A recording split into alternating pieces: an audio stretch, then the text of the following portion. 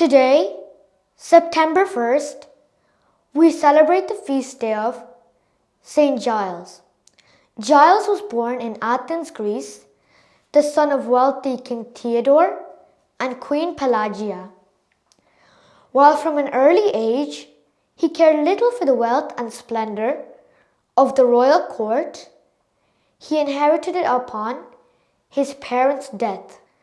Giles immediately began distributing the royal possessions and funds to the poor, and miracles began to occur at his hand.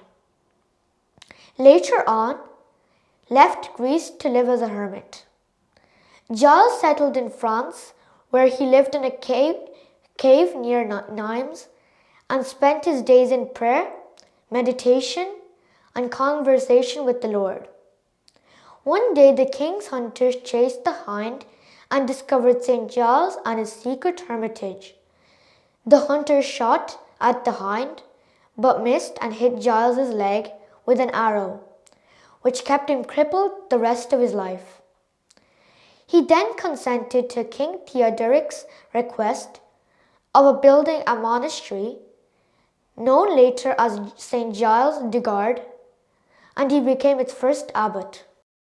Beggars, the disabled, the sick, and the crippled soon began gathering near his cave. Through his influence, hospitals and safe houses for the poor, crippled, and ill were built across Europe.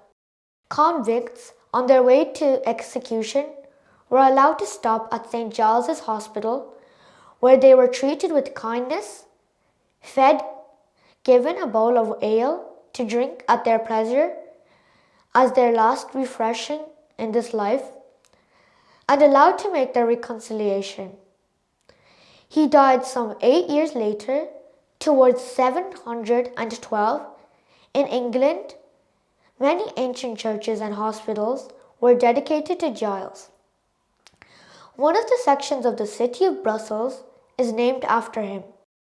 In Germany, Giles was included among the so-called 14 Holy Helpers, a popular group of saints to whom people prayed, especially for recovery from disease and from strength at the hour of death. St. Giles, pray for us.